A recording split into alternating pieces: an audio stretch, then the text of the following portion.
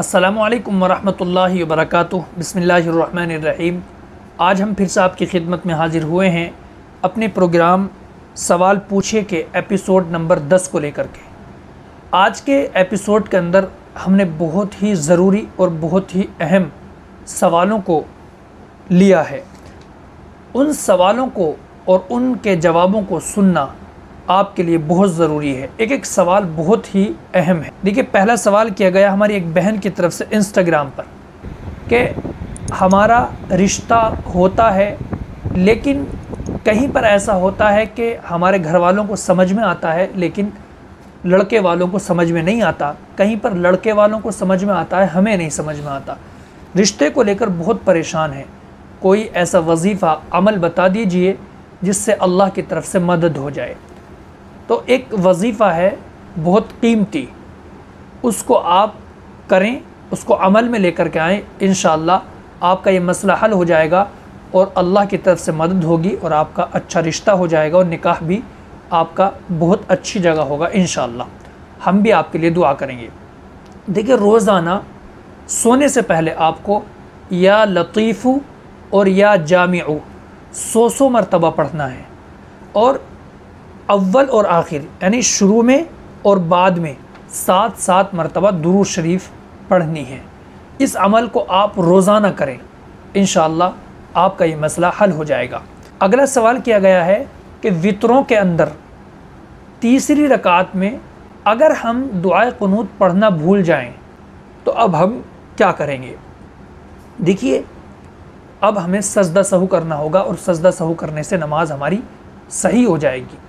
एक और भाई ने सवाल किया है कि बीवी से हम बिस्तरी करने के बाद या नापाक होने के बाद हमने गुस्ल कर लिया और गुस्ल करने के बाद हमें मनी का कतरा आया, तो क्या फिर से हमें गुस्ल करना होगा।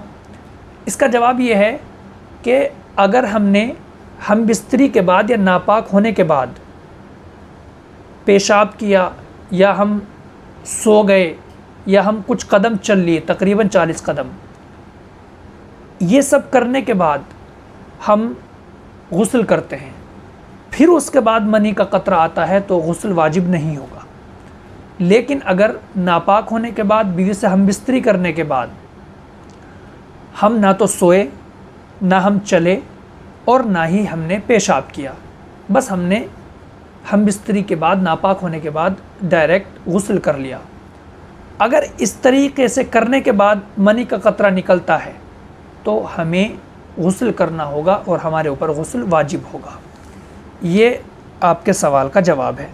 अगला सवाल कि बच्चों के कान में जो अज़ान दी जाती है, दाएं कान में यानी राइट जो साइड का कान होता है उसमें अज़ान और लेफ़्ट यानी बाएं कान में इक़ामत यानी तकबीर कही जाती है, तो इसका क्या हुक्म है। ये वाजिब है या फ़र्ज़ है, क्या है ये। देखिए, बच्चों के कान में अज़ान और तकबीर इक़ामत कहना ये मसनून है, सुन्नत है।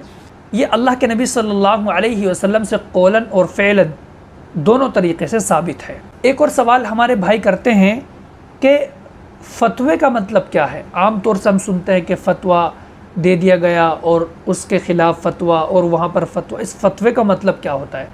देखिए, फ़तवे का मतलब होता है कि किसी भी मसअले को कुरान और हदीस और शरई दलाइल की रोशनी में वाज़ेह करना। जो भी कुछ उसके बारे में बताया जाए वो कुरान, हदीस और शरीयत के दलाइल की रोशनी में बताया जाए। दलाइल की रोशनी में उस मसअले को वाज़ेह करना ये फ़तवा कहलाता है। तो ये कुछ सवाल थे हमारे अहबाब के जो हमने आपकी खिदमत में पेश किए हैं। अल्लाह से दुआ फ़रमाएं, अल्लाह अमल की समझ की तौफ़ीक़ अता फ़रमाएं। अस्सलामु अलैकुम वरहमतुल्लाहि वबरकातुहू।